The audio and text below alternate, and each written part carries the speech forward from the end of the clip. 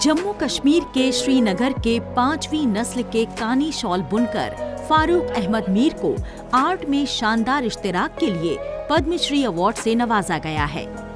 कश्मीर की आर्टिस्टिक विरासत को महफूज रखने और फरोग देने वाले कारीगर मीर का कहना है कि कौमी पजीराई बड़ा एजाज है। फारूक अहमद मीर ने कश्मीर की रिवायती दस्तकारी कानी शॉल और पश्मीना बुनाई को ग्लोबल पहचान दिलाई। कानी शॉल बुनाई कश्मीर का एक तारीखी फन है जिसे बनाने में महीनों का वक्त लगता है। नहीं, मुझे उम्मीद नहीं था, मुझे पता नहीं था, मैंने सपने में नहीं देखा मुझे पद्मश्री मिलेगा, सपने में नहीं देखा। ये 25 तारीख को फोन आया मुझे होम मिनिस्टर से 2 बजे, उन्होंने बताया शाम आपको पद्मश्री हो गया, अभी किसी को नहीं बताना, शाम के 9:30 बजे आएगा। ये ऑफिशियल काम है इस वक्त। इन्होंने मगर मुझे पता नहीं, बच्चों ने सुना, देखा उन्होंने। कानी शॉल की बुनाई के लिए खालिस पश्मीना ऊन का इस्तेमाल किया जाता है। इसमें मुश्किल डिजाइन और रिवायती पैटर्न बनाए जाते हैं जो इसे ग्लोबल लेवल पर खास बनाते हैं।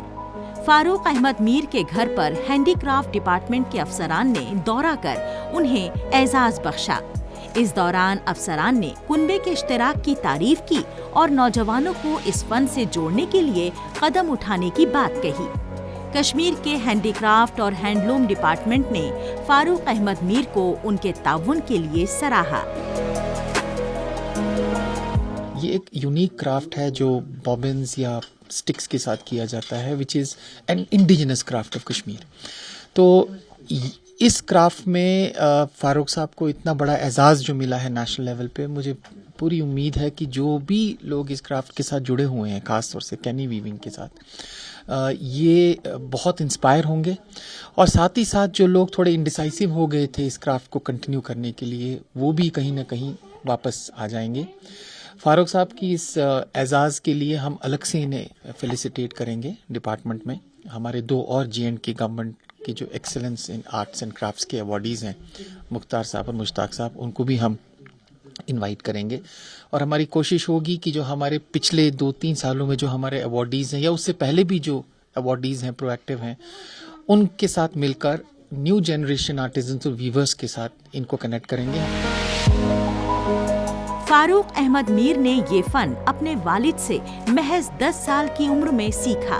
उस वक्त ये करघे तक पहुंचने के लिए बहुत छोटे थे और रिवायती लकड़ी के जूते पहनकर करघे तक पहुंचते थे।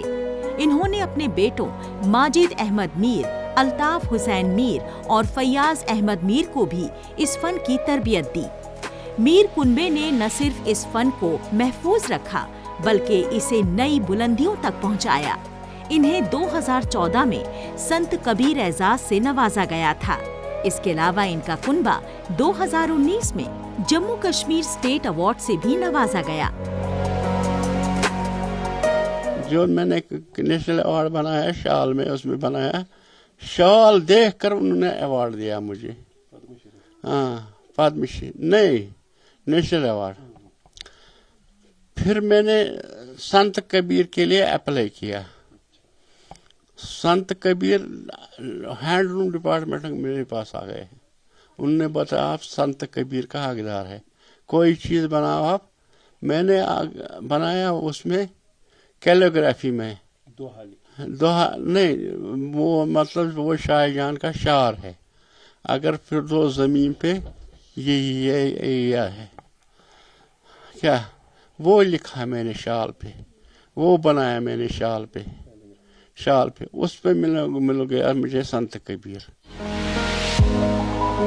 फारूक अहमद मीर के कुनबे का इश्तिराक कश्मीर के मालामाल सकाफती विरसे को नई नस्ल तक पहुंचाने में अहम रोल अदा कर रहा है।